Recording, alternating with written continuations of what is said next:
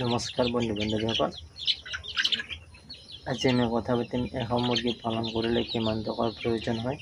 ইয়াৰ সঠিক হিচাপ মই আপোনালোকক দিম। আপোনালোকে ভিডিঅ'টো খালি চাই থাকক। মই ভিডিঅ'টো আৰম্ভ কৰিছোঁ। এখন মুৰ্গী পালন কৰিলে কিমান টকাৰ প্ৰয়োজন হয় আপোনালোকে চাই থাকক।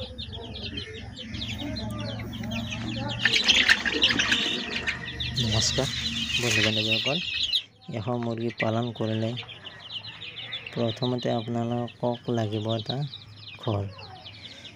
সেই ঘৰটো প্ৰায় আজিকালি সকলোৰে সেই ঘৰটো থাকেই, প্ৰায় যিকোনো 10x10 হ'লে হৈ যাব বা 10x12 হ'লেও হ'ব, কোনো কথা নাই। যিহেতু সকলোৰে আজিকালি থাকেই, প্ৰায় টিঙৰে হওক বা প্লাষ্টিকৰে হওক, যিকোনো নহওক, ঘৰ এটা হ'লে হ'ল আৰু 10x12। খালি পানী পৰিব নালাগে, বাছ সেইটোৱে। বন্ধুসকল, পোৱালিটো প্ৰথম কথা কি, পোৱালিটো আমি কিনি আনিব লাগিব, কাৰণ পোৱালিটো আজিকালি ক'তোৱেই ঘৰত বা নাপায়।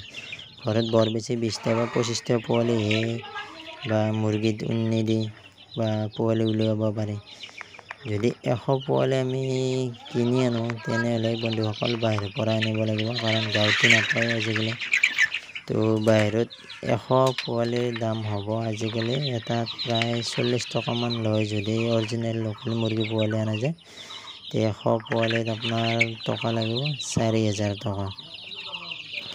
তো বন্ধুসকল, পোৱালিটো আনিলোঁ বাৰু। তাৰপিছত আপোনালোকক সিহঁতক দিবৰ কাৰণে লাগিব একদম সৰু দানা, প্ৰেষ্টাৰ বুলি দানা এটা আছে, সেইটো কমচে কম 10 কিলো আনিব লাগিব। 10 কিলো বৰ্তমান সৰু পোৱালি কমচে কম 8 দিনমান যাব। 10 কিলো দানা 8 দিন বা 1 সপ্তাহ যাব।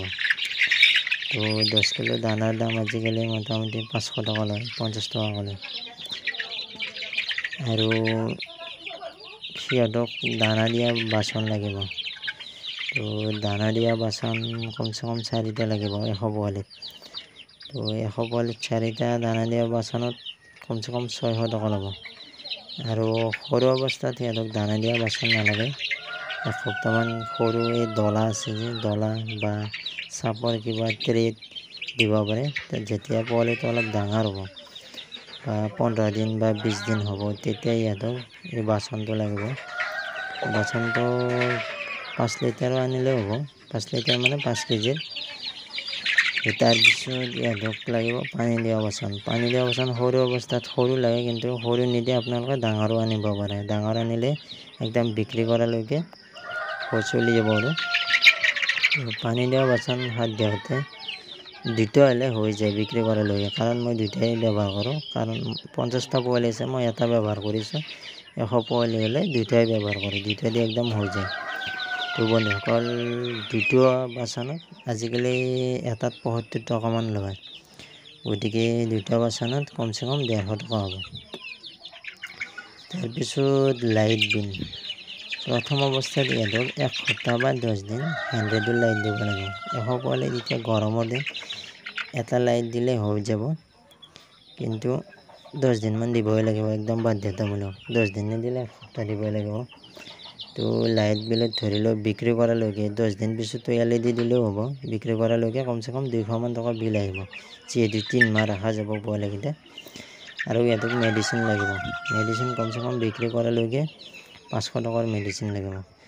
প্ৰথম কথা হ'ল কি, সিহঁতেতো সৰু পোৱালিত প্ৰথমতে 2 দিন বা 3 দিন লেকজেন পাউডাৰ দিব লাগে। বা যদি লেকজেন পাউডাৰ নিদিয়ে, য'ৰ পৰা আপুনি পোৱালিটো আনিব তাতে সিহঁতে দিয়ে 1 দিন বা 2 দিন। তাৰপিছত আপোনালোকে পোৱালিটো আনি কি এই ORS বা চেনি পানী বা মিঠৈৰ পানী দিব লাগিব, প্ৰথম কথা।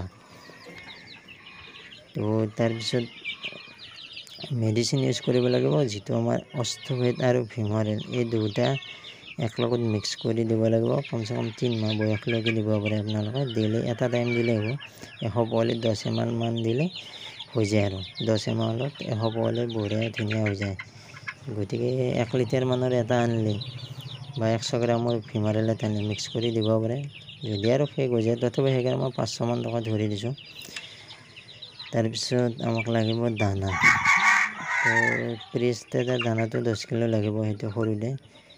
ডাঙৰ হোৱা অৱস্থাত সিহঁতক দানা দিব লাগিব। কমচে কম ষ্টাৰ্টাৰ দানাটো বিক্ৰী কৰালৈকে খাব প্ৰায় 4 বেগমান খাব। আৰু আজিকালি দানাৰ দাম একদম মিডিয়ামটো 2000 মান টকা লয় বেগ।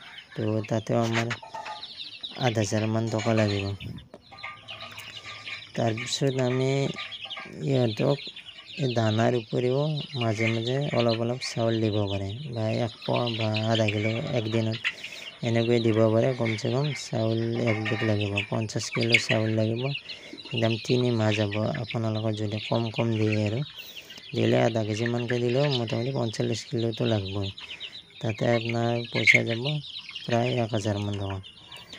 আৰু বন্ধুসকল, ইয়াৰ চাউলৰ উপৰিও আপোনালোকে আৰু এটা বস্তু দিব পাৰে, চাপৰ, যিটো খোৱালে সিহঁতৰ চৰ্বি হয় আৰু ওজনটো অলপ বাঢ়ে। চৰ্বি যেতিয়া হ'ব, যেনে মানুহবিলাক শকত হ'লে যেনে ওজনটো বাঢ়ে, পেট ওলাই যায়, ঠিক তেনেদৰে মুৰ্গীবোৰো অলপ চৰ্বি হ'লে ওজনটো বাঢ়িব। কমচে কম 40 কিলো চাপৰ হ'ব। অলপ অলপ দিলে একদম বিক্ৰী কৰিলেগে তাতে যাব আপোনাৰ চাপৰৰ দাম আজিকালি 1200 টকা। তো বন্ধু বান্ধৱীসকল, এই গোটাইখিনি হিচাপ কৰি আমাৰ খৰচ হ'ব প্ৰায় 16,150 টকা খৰচ হ'ব, অৰ্থাৎ 3 মাহত।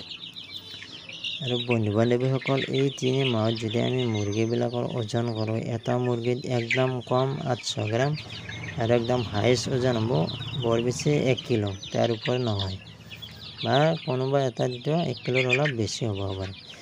গতিকে যদি আমি গড়ে হিচাপ কৰোঁ 100 মুৰ্গী পোৱালিত, 100 মুৰ্গীৰতো 100 পোৱালি নাথাকে নাই, 3-4টা মৰিবই। গতিকে 3-4টা পোৱালি যদি মৰে, মোটামুটি ধৰি লওক 95টা পোৱালি। 95টা পোৱালিত আমাৰ ওজন হ'ব, যদি আমি 900কৈ ধৰোঁ, 85 কেজি 500 গ্ৰাম আমাৰ ওজন হ'ব।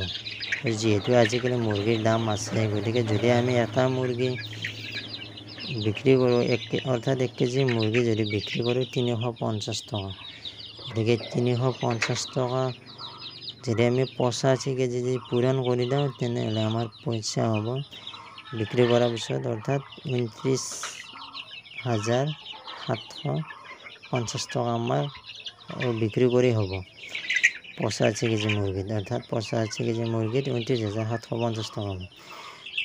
আৰু আমাৰ খৰচ হৈছিল কিমান? 16,150 টকা। গতিকে আমি যদি মাইনাছ কৰি দিওঁ 29,000-ৰ পৰা, আৰু আমাৰ প্ৰফিটটো থাকিব 13,600 টকা। তো বন্ধু বান্ধৱীসকল, আমাৰ 3 মাহত 13,600 টকা প্ৰফিট হ'ব। আৰু যোনে যোনে ফাৰ্ম কৰিব বিচাৰিছে, এতিয়া বঢ়িয়া ছিজন, এতিয়া গৰম, যিহেতু ঠাণ্ডা নাই, আপোনালোকে পোৱালি 100 ভৰাই দিয়ক, ঠাণ্ডা নপৰোঁতে আপোনালোকে বিক্ৰী কৰিব পাৰিব। কমচে কম 13,600 টকা প্ৰফিট হ'ব 3 মাহত।